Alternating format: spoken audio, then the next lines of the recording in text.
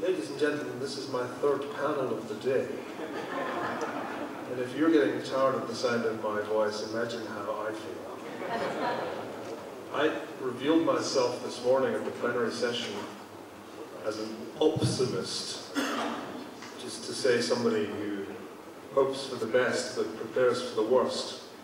And I will take that as my theme in my remarks about the economic situation.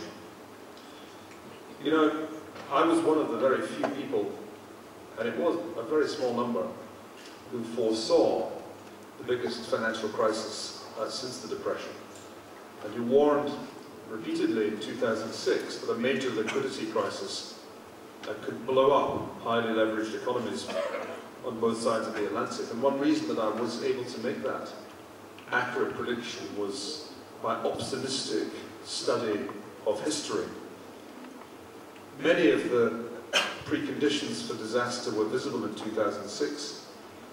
Obviously a real estate bubble in the United States, but perhaps more importantly, excessive optimism in financial markets. In 2006, I recall vividly papers circulated with titles like "The Death of Volatility." Another of my favorites from 2004 was "The Great Moderation" by one B. Bernanke. And of course these were symptoms of hubris that were clearly recognizable and familiar to any student of the 1920s. I want to make a historical point. The program, and with all due respect, our moderator, are in error, because the financial crisis did not begin in 2008, it began in the spring of 2007. Just 2 months before it began, a hedge fund manager on the west coast of the United States bet me $100,000 there would never again be a recession in the United States. I think this is all a way of illustrating the dangers of optimism, particularly in financial markets. The big question is why, in the wake of the bursting of that real estate bubble in 2007, we didn't have a Great Depression of the sort that happened after 1929, and I think there are 3 reasons for that. One, massive fiscal stimulus in most of the developed economies with deficits of the order of 10% of gross domestic product. 2, massive monetary stimulus as the Fed and other central banks hugely increased the size of their balance sheets and therefore of the monetary base. And 3, Chinese growth, which only faltered slightly in the worst year of the crisis and very quickly reverted to 9 or 10% per annum. The real question is what now? If we use those various forms of stimulus to avoid a Great Depression with success, because we certainly didn't have one, what next? You see, we're in a post-stimulus world now.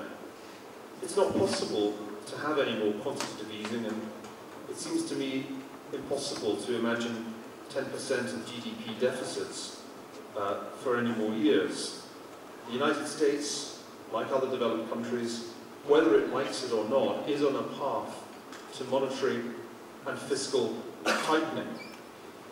And I think that's appropriate because many of the unintended consequences of stimulus have been highly disruptive to the world as a whole.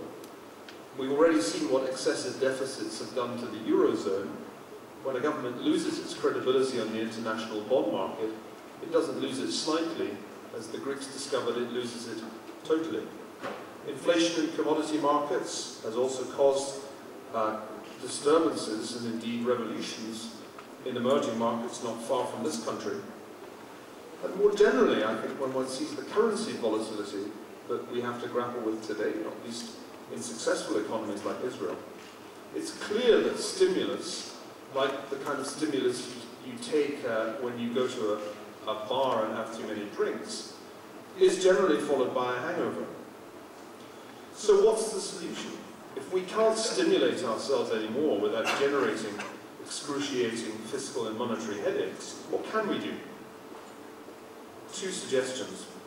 First, we have to distinguish between cyclical and structural problems. Many of the reasons for high unemployment in the United States today are not cyclical and can't be cured by renewed rounds of monetary stimulus. It's because of the lack of skills of important elements of the poorly educated young male population. It's because many of the jobs that existed in construction only existed because there was a housing bubble. And of course there's Asian competition eroding what unskilled labour in a developed country can hope to do. We also need to recognise that policy is having unintended consequences in other areas. As we agonise over financial regulation, we need to recognise that much of what is said about raising bank capital adequacy does imply monetary tightening at the very time when policy is aiming at monetary easing. There's a contradiction there that I don't think is adequately recognised.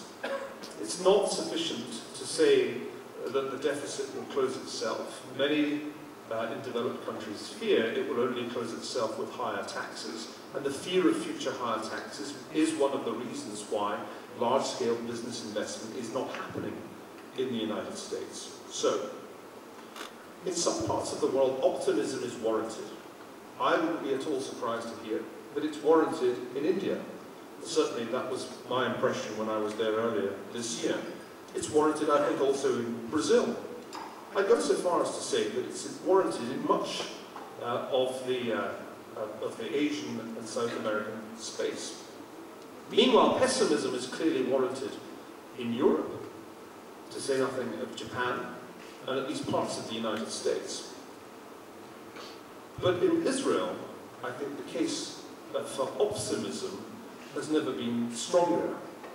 Given the effects of volatility on Israel's neighbours, no amount of domestic strength can lull people in this country into a false sense of economic security.